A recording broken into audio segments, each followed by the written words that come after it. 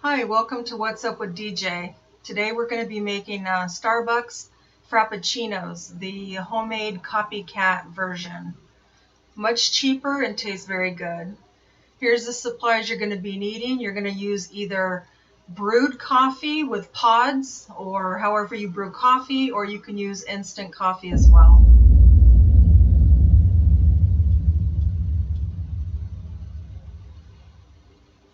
Alright, so let's get started now. I'd also like to ask if you could please subscribe to my channel. It would help me a lot. And please click on the bell symbol so that you can be part of the conversation. So what I've done today is I was out of brewed coffee, the little K-cups. So I'm using the instant coffee. I've done both ways before. I've done it with instant coffee and I've done it with brewed coffee. It tastes just as good. So what I did is I heated up some 5 cups of very hot water in my cup there, my big measuring cup.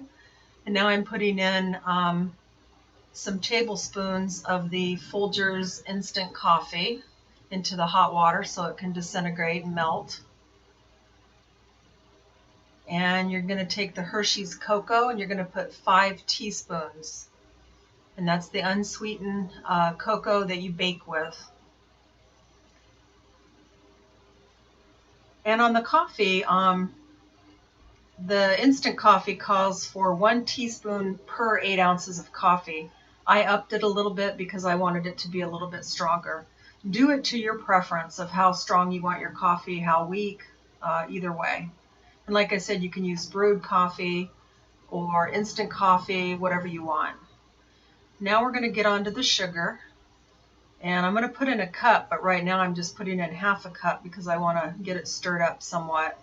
My cup was getting pretty full there and I had to be really careful stirring it because it was right to the top.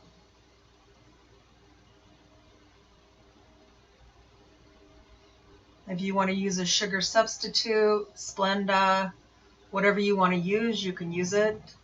I'm just showing you the K-cups here. So like if you wanted to brew coffee with your K-cups, you're going to do 5 cups of coffee, 5 8-ounce coffee.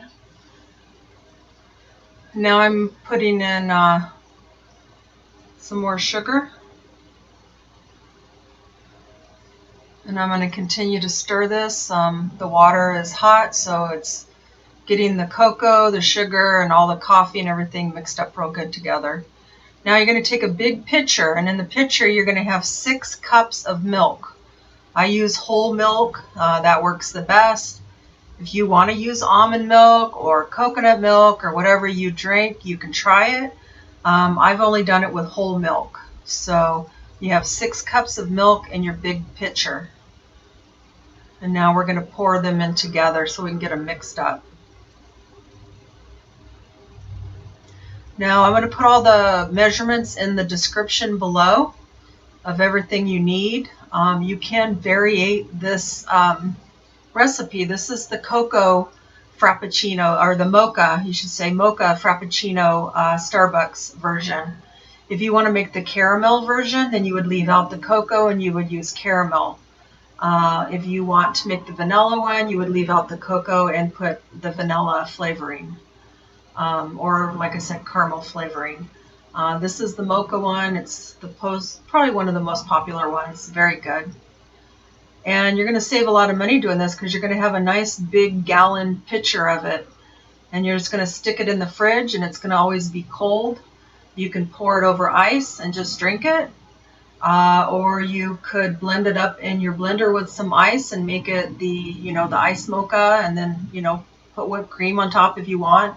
To me, I just like it over ice. It's nice and it really quenches your thirst when you're thirsty, and it's really good. So just stir it up really good. You're going to end up putting the lid on it and you're going to put it in the fridge and it'll be ready for you when it's cold. And here's some pictures of it. After I had it cold, I got it out, put some ice in a glass, and I had it, and it was very good. It's very cheap and price-wise compared to buying the bottled ones. So give it a try. And thanks for watching my video, and please like and subscribe. Have a nice day.